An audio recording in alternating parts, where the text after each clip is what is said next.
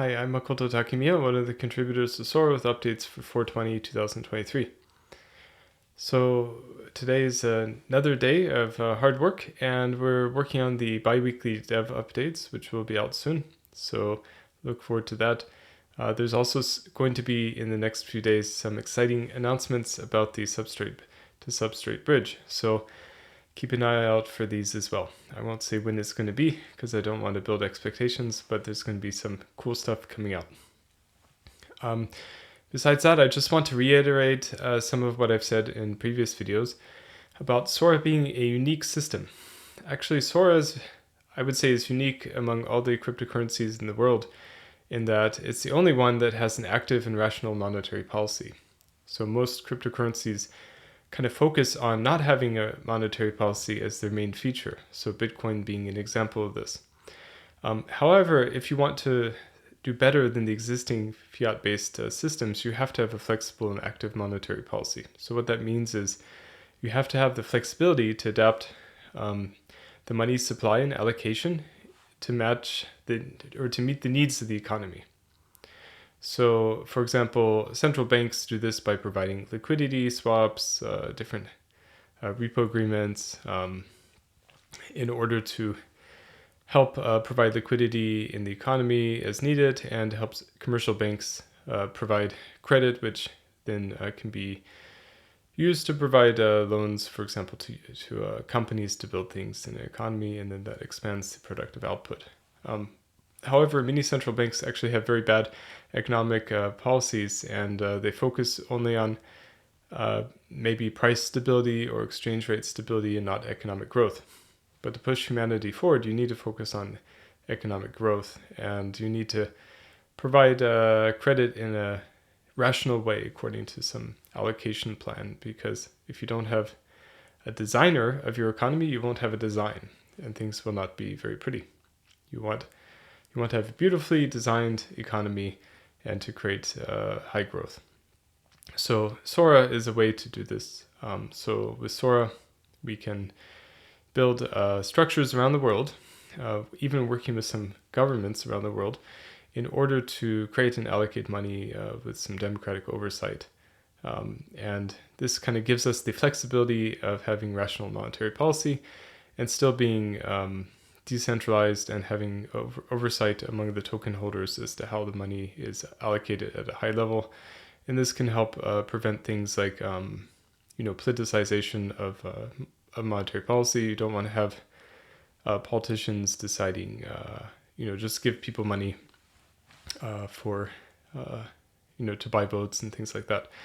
And that's another issue. But yeah, many governance structures in countries are quite bad, and I hope in the future we can contribute to this through new and innovative ideas like the SORA Parliament.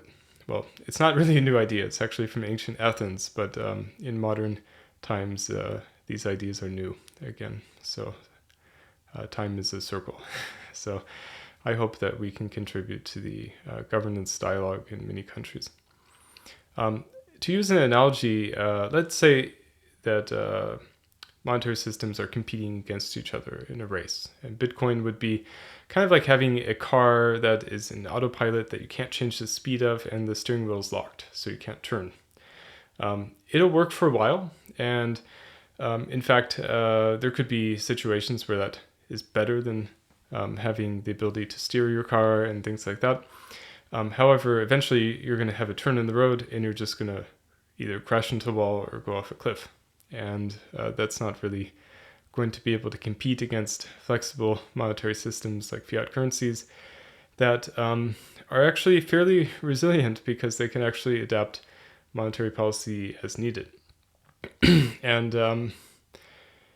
that's both good and bad. So if you have good central planners, they can do a good job. If you have bad ones, you'll have a bad job. But on the aggregate,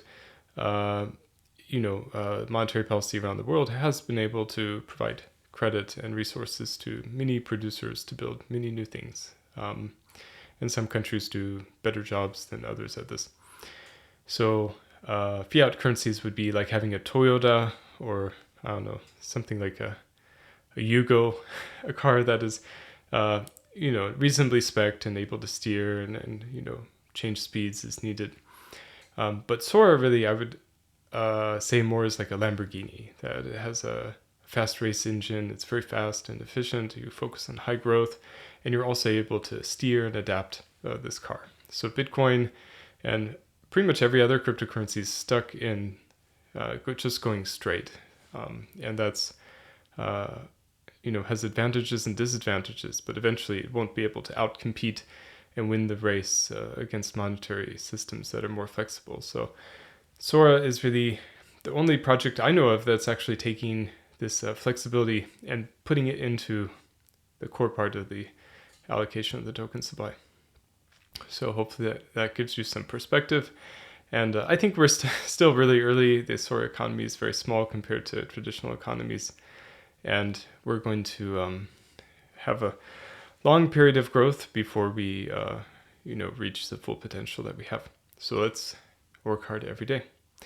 And with that, I've daily network stats. In the last 24 hours, there were 837 transactions on the SORA network, 560 of which were swaps, 51 were Demeter farming related transactions, 50 were transfers, and there were 117 active accounts on the SORA network. So with these fast updates, let's go back to work.